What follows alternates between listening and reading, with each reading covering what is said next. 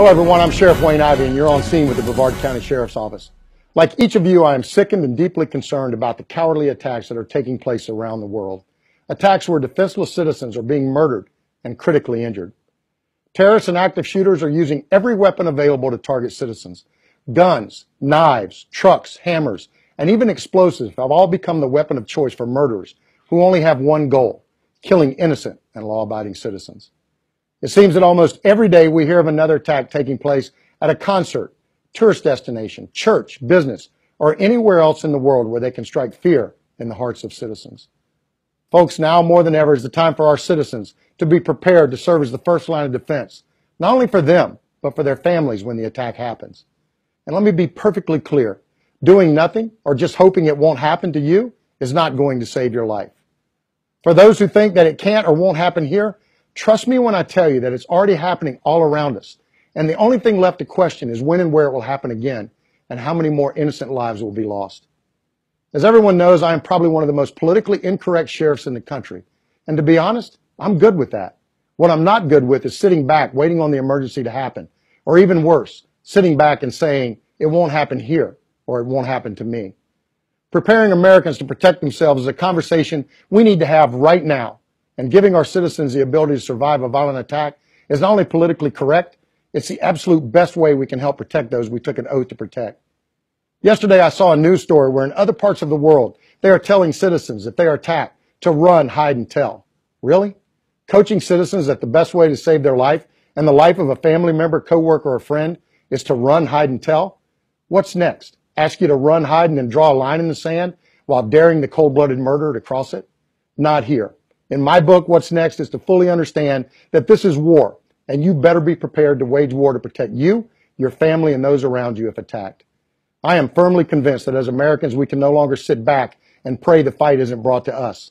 Instead, we have to stand together, shoulder to shoulder, prepared and ready to issue an immediate and directed response when the attack happens. Terrorists and active shooters know that our citizens have been coached to run and hide and then patiently await help. In fact, they count on it so they can strategically target as many citizens as possible. What they don't count on is being attacked themselves, having to become defensive to save their own lives. No matter who you are or what your position is on guns, there is no denying the fact that the only thing that stops a bad guy with a gun or a knife is an armed and well-prepared citizen or law enforcement officer. There is no doubt that as soon as 911 is called, law enforcement is on the way. However, until they arrive, it's up to you and those with you to neutralize or eliminate the threat. You have to make a decision right now, right this moment, to be prepared to save your life and those you love when the attack happens.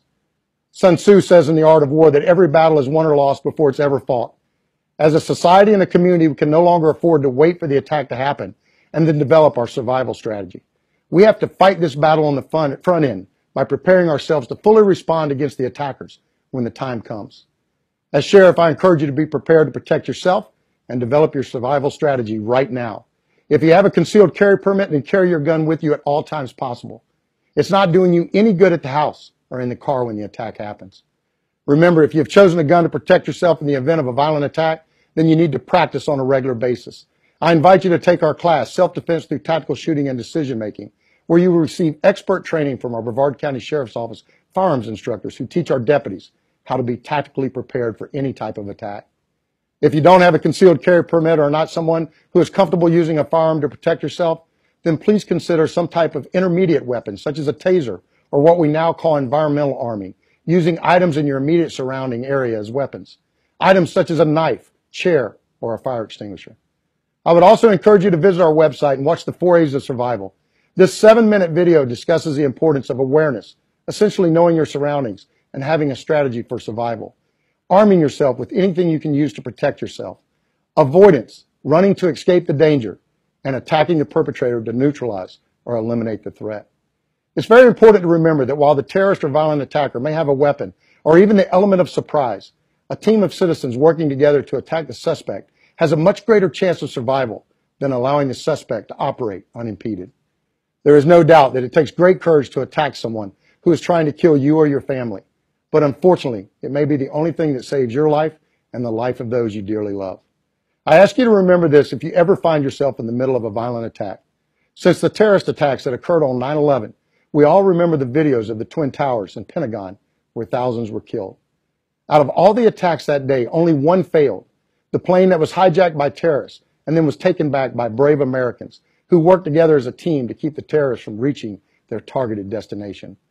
While we will never know how many lives they saved that day, one thing is perfectly clear. Their heroic actions saved countless lives and showed terrorists what happens when Americans fight back. Remember, it takes a community to protect a community, and right now is the time to prepare for the emergency so we can do everything possible to protect ourselves and those around us should that time ever come. Best case scenario, you are mentally and physically prepared, and that day never happens. For more information on our self-defense through tactical shooting class and to watch the 4 A's of survival, please visit our website at brevardsheriff.com.